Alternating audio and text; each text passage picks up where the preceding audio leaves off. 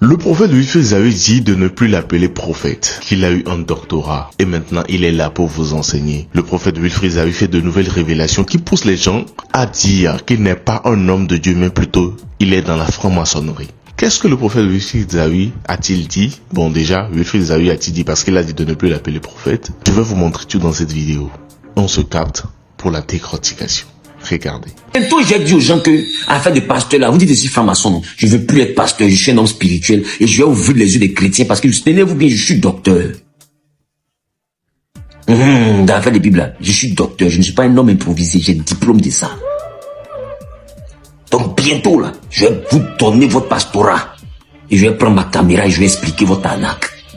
Parce que beaucoup de pasteurs vous font tomber là, c'est de la magie. Je suis un homme spirituel, je suis un homme mystique, je suis bien placé pour vous expliquer ça. C'est de la lourde magie. Parce que laissez-moi vous dire, quand Dieu touche quelqu'un, il féconde cette personne. Et quand il te féconde, tu es censé mettre au monde quelque chose. Ce qu'on appelle la magie, c'est une illusion. Voilà pourquoi les magiciens sont appelés des illusionnistes. Et aujourd'hui, beaucoup, ils ont des talismans, ils ont des choses, ils ont des tracés sur leurs doigts, ils ont des choses qu'ils mettent dans leur poche ou bien dans leurs chaussures. Ils lèvent la main comme ça, tout le monde tombe. On est d'accord que la puissance de Dieu fait tomber, mais est-ce que la puissance de Dieu signifie ouragan? Avec Dieu, on ne tombe pas pour tomber.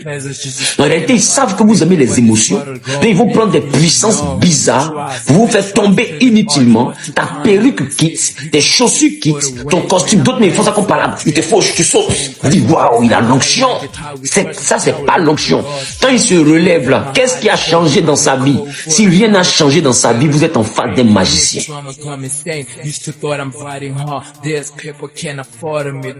Je vais aller jusqu'à vous expliquer dans le mysticisme christocentrique quels sont les types d'animaux et quels sont les types de talismans que les gens utilisent pour faire ce genre de puissance là.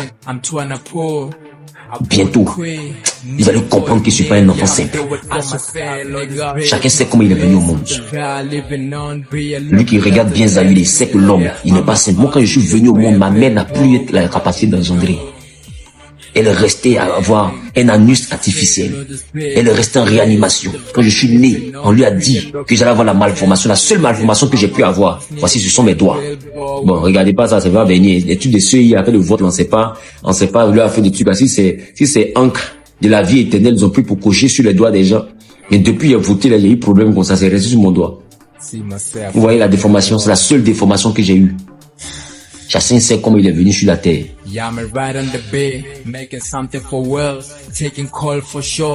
Mais bizarrement, on se retrouve dans une affaire où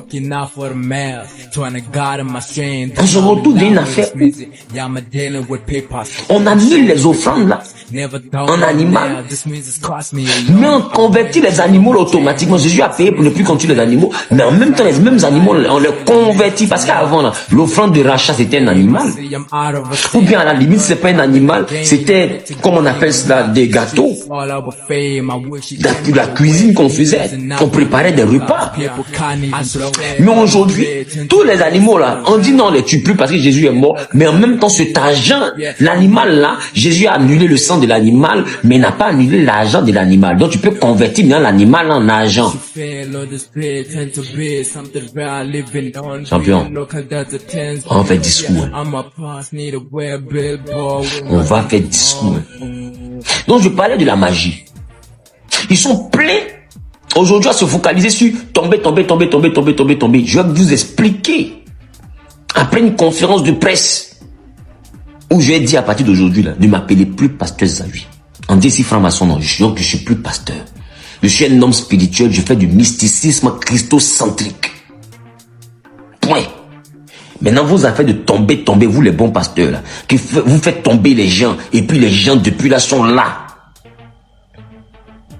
Et ils finissent de tomber, leur vie ne bouge pas là. Vous allez nous expliquer ça. Parce que là maintenant, comme je ne suis plus pasteur, je vais vous expliquer comment ils font.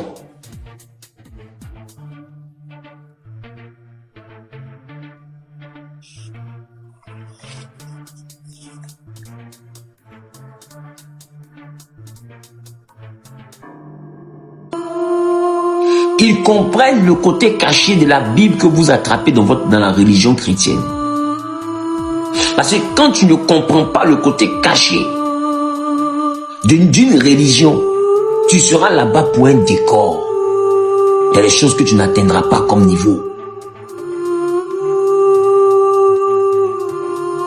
On se comprend un peu. Donc les musulmans, quand ils veulent connaître les choses cachées de chez eux, là, ils vont voir ces hommes-là. Et ces hommes vont prendre des sourates. Ils vont écrire. Les sourates, c'est les versets des musulmans. Ils vont prendre des sourates. Ils vont écrire. Ils vont finir d'écrire. Ils vont laver. Avec un angle spécial, ils vont laver. Les gens vont prendre cette eau-là pour aller faire des bains. L'écriture qu'il a écrit là, ça s'imprime dans son âme. Ça, c'est le côté ésotérique, c'est le côté spirituel, c'est le côté mystique musulman. Ils vont finir de checker pour voir d'où vient le problème. Ils vont dire non, dans ce cas-là, il faut prendre la nourriture, il faut partager. Il faut prendre telle chose, il faut partager. Il faut aller prendre les beignets, il faut partager. Prendre les bonbons, partage. Fais ceci, fais cela, fais ceci. Et puis tu vas voir, ça va aller. Et ça, c'est le côté spirituel, mystique musulman. Ça existe aussi en chrétienté. Il y a la spiritualité chrétienne, il y a la religion chrétienne. Aussi longtemps que vous confondez les deux là, il y a des choses qui ne vont pas venir dans votre vie. Être chrétien, là, ce n'est pas rester seulement à la maison et puis partir à l'église dimanche et puis revenir s'asseoir, répondre amen quand quelqu'un dit alléluia. C'est pas ça être chrétien. Ça, c'est la religion chrétienne. Maintenant, la spiritualité chrétienne, à combien de chrétiens ils sont initiés? Quand vous regardez les Arabes là, vous comprenez pas qu'ils ont une dimension, ils ont des sociétés secrètes, hein? Oui, où ils parlent de spiritualité. Ils ont une dimension très élevée en termes de spiritualité. La spiritualité n'est pas religieuse, mais la religion permet d'avoir accès à la spiritualité. Et laissez-moi vous dire, ceux qui réussissent à être spirituels dans les religions sont ceux-là qui deviennent les bergers des religieux. Parce que la majeure partie du temps, sache que la religion est l'antichambre de la spiritualité, mais la religion est très loin de la spiritualité. Être religieux va t'empêcher de comprendre la spiritualité. Aussi longtemps que ta religion consiste à t'éloigner de la réalité spirituelle, sache que tu rentres dans ce dicton de ce grand penseur qui a dit « La religion est l'opium du peuple ». Vous devez comprendre. Les religions sont formatées pour la population. La spiritualité religieuse est formatée pour les élus.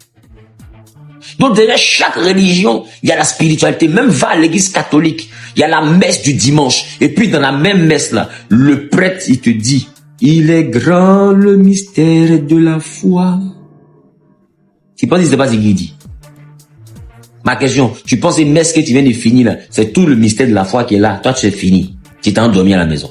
Il y a la spiritualité derrière ce que vous avez fini de faire. Et le prêtre vient d'attirer ton attention dessus. Il te dit le mystère de la foi là, il est grand. Ma question, pour faire messe de 1h30, 2h que tu viens de finir de faire là, c'est à cause de ça il va partir au séminaire pendant 7 ans. C'est là-bas, à cause de ça il va partir faire 5 ans, 7 ans dans le séminaire. Juste pour venir faire 2 heures de messe là. C'est pour ça qu'il va faire 7 ans d'études. Toi-même, faut t'asseoir, faut calculer. Toi-même, tu vas à l'église, même chaque 2 heures là, tu sais réciter toute la messe. Il n'a pas encore fini de parler, toi-même tu cries, cela est juste et bon. Et puis toi-même dans ton cas, tu réponds, oui, il est juste et bon. Tu connais tous les rudiments de la messe. Tout. Donc dans ce cas, il faut devenir prêtre. 57 ans, 29 ans d'études pour devenir prêtre là. Tu penses que c'est ça là seulement on l'apprend là-bas? Tu es sérieux? Derrière chaque religion, il y a la spiritualité de la religion. Et si vous voyez les grands pasteurs venir vous expliquer avec beaucoup d'aisance la parole de Dieu, c'est parce qu'ils ont eu accès à la spiritualité qui les envoie à comprendre ce que vous ne pouvez pas comprendre. La religion ferme les yeux, la spiritualité ouvre les yeux. Et c'est la religion qu'on appelle le voile dans la Bible. C'est la spiritualité qui est derrière le voile. Lorsque le voile se déchire, tu sors de la religion, tu rentres dans la spiritualité, tu comprends clairement les choses, véritablement les choses, correctement et concrètement les choses. Aussi longtemps que Dieu n'a pas initié ton esprit à la compréhension de la spiritualité de ta religion, sache que tu es un spectateur. Tu es un gawa. Ils vont t'arnaquer. Ils vont te prendre des offrandes, ils vont te prendre des dîmes, ils vont te prendre des prémices. Offrande de taille, tu vas payer par rapport à ta taille. Offrande de poids, tu vas payer par rapport à ta lourdeur. Mais comme tu es gros, ça sera cher. Offrande de, comment on appelle ça, d'ancêtre. Ils vont te faire payer parce que tu as eu un ancêtre qui était barbu, qui était un peu bancal. Ils vont venir te faire payer offrande de rachat, offrande de vente, offrande de résurrection, offrande de mort. Tout est financier dans l'église. Ça ne vous interpelle pas. Quelle est cette spiritualité qui n'obéit qu'à l'argent? Tu ne dois pas jeûner, même après jeûne, c'est l'argent. Avant jeûne, c'est l'argent. Avant le culte, c'est l'argent. On insiste, tu ne paraîtras pas dans la main de l'Éternel ton Dieu. Les mains vides, viens pas ici. Les mains vides, sans argent, viens pas ici. L'argent, montre que tu aimes Dieu. Si tu donnes l'argent, tu aimes Dieu. Si tu donnes pas l'argent, c'est que vraiment, maman a pris ton cœur. Bizarrement, lui que maman n'a pas pris son cœur là, tout l'argent donne, il prend. Oh, c'est nous, on doit se débarrasser de l'argent. On se débarrasse de maman. On envoie maman chez lui. Lui, il prend. Ah, donc maman aussi peut être doux. Et puis, maman, là, maintenant, tu le vois, il s'en vacances, c'est sa femme aux États-Unis. Maman. C'est maman, ils ont mis dans le sac comme ça au parti, maman. Démon, on a chassé le pasteur, lui, il peut s'en charger. Libérez-vous de maman. Donnez-moi maman. Je m'en charge. L'esprit Seigneur sur moi. Car il m'a, J'espère que vous avez suivi la vidéo du prophète de Wilfried jusqu'à la fin parce qu'il a dit de ne plus l'appeler prophète et des révélations qu'il est en train de faire sur le monde spirituel, ce qui pousse plusieurs personnes à dire qu'il n'est plus un homme de Dieu. Non, il révèle clairement qu'il est dans la franc-maçonnerie et tout. Alors vous, qu'en pensez-vous de ça? N'hésitez pas à l'écrire dans les commentaires, mais surtout à vous abonner au maximum, tout en activant la précieuse cloche qui n'est autre que la cloche de notification, qui vous permettra directement d'être prévenu quand je ferai sortir bien évidemment une nouvelle vidéo. C'était votre gars, The Mr. G. Allez, ciao.